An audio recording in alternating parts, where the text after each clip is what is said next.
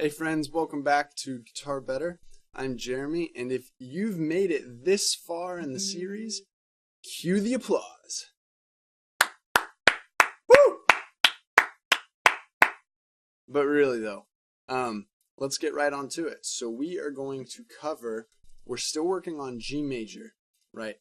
Now, again, G major is comprised of G, A, B, C, D, E, F sharp, and then back to G.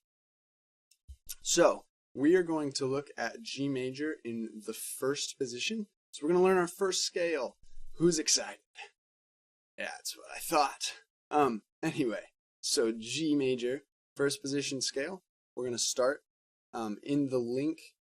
Well, I should be posting a picture of what I'm going to cover in the link below. So hopefully you can just download the PDF file below. I'll try to figure out how that works, and we'll just get right into it. So you can open that up and follow along with me now.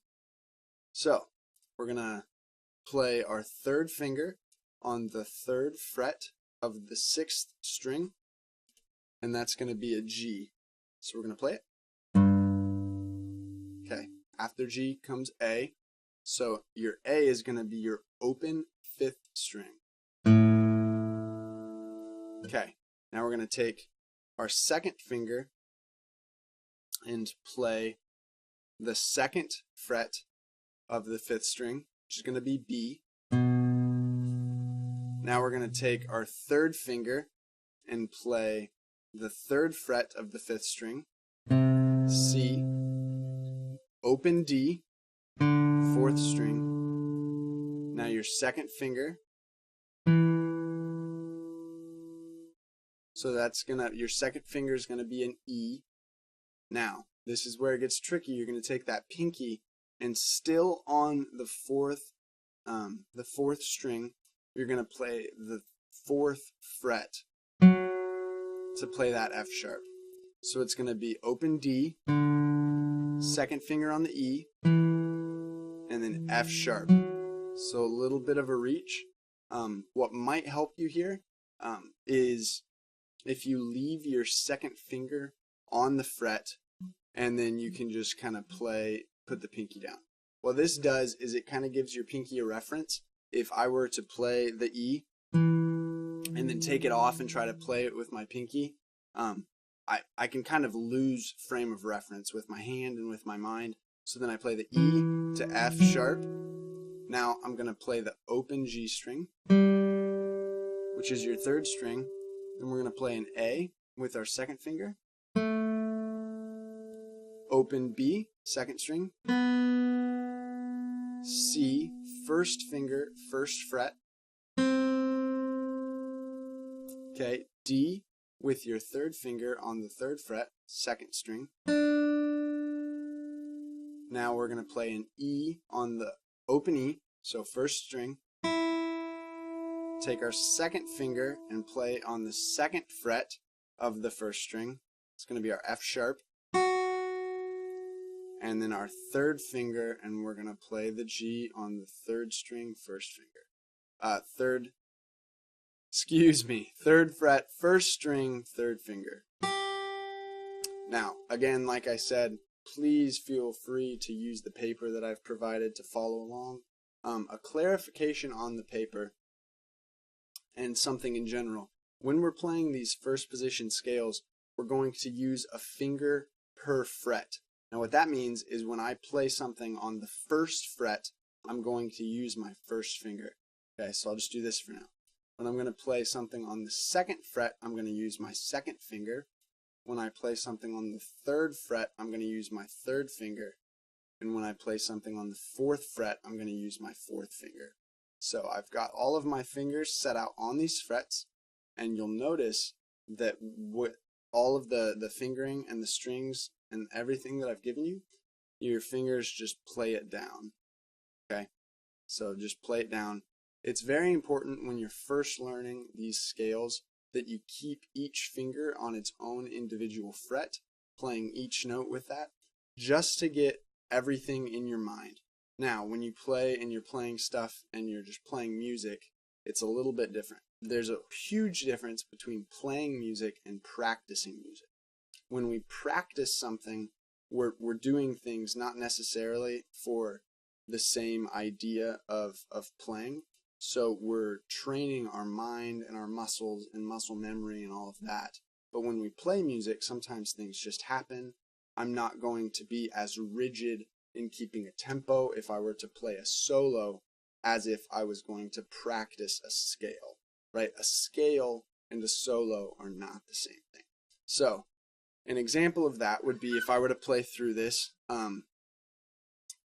and just play a little, right? So you'll notice that a lot of times I used the same finger to play notes on different things. So like,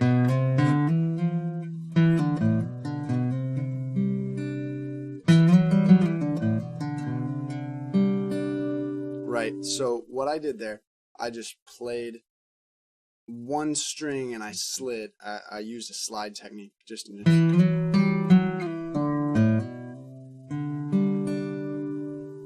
So that would be a solo, right? If I were to play that same lick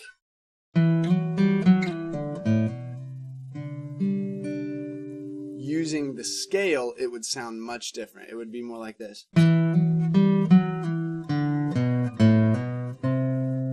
Right? Here it is again. Okay, and what you'll notice that I did very specifically there when I'm playing through the scale, I'm making sure that each finger is on its correct fret, just like that, right? If I were to play through it just regularly, or how I might when I'm playing it, okay, each finger's not going to necessarily stick to it, but that's what I'm trying to say. That's the point that I'm getting across, is that when we play music, we might do things that sound cool or sound how we want to rather than practicing. So right now we're practicing. So it's very important to maintain each finger per fret so that we just get it into our mind. Another really helpful thing with scales is saying the note names. Now I know this might sound silly when you're doing it at home, but hopefully, unless your dog or your cat's home, you can just do this in private. Go to, sit down in your little corner of the room and sing quietly to yourself. You don't necessarily have to do it, right? But I'm going to advise that you sing or say the note names while you play them on the scale. So I'll do that real quick with you so that if you are watching this video and someone else is watching, you don't feel so alone. Right. Now, it's going to be G, A, B, C, D, E, F sharp, G, A, B, C, D, E, F sharp, G. Right, now that's really high, okay? So what you can do is just say the note names. So it'll be like G, A, B, C, D, E, F sharp, G, A, B, C, D, E, F sharp, G, right? So now, that's that. Does that make sense? If you have questions or comments or concerns, please let me know in the comments below. I would love to address those. That's G major, first position scale. Now, if you got that and you're really good, I would advise that you try to practice it backwards, okay?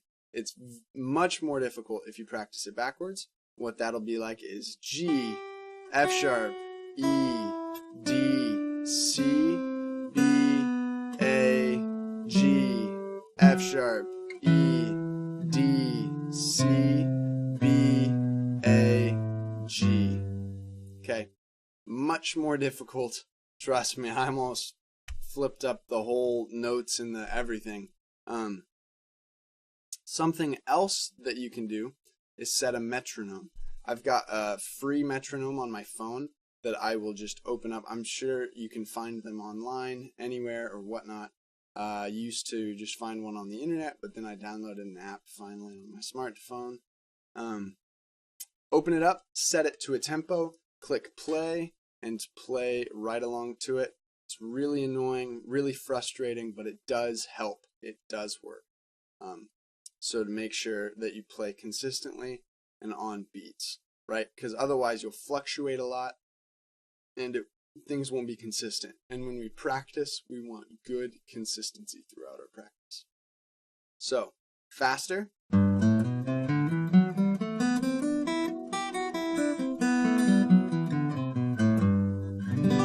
Something that I like to do too is when I'm done with a scale, I'll play the chord. So this is a G major scale. So I'll play a G major.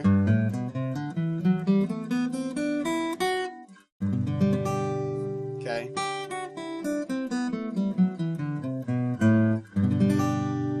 G. Helps finish it off, round it out, and makes it sound nice. Anyway, thank you so much for watching the video. I hope you enjoyed it and learn a lot. Please pause, rewind, do whatever you have to do. Pull up the piece of paper so that this stuff starts making sense. Anyway, I'm Jeremy. Thank you all so much for watching. Practice. I'll see you next time.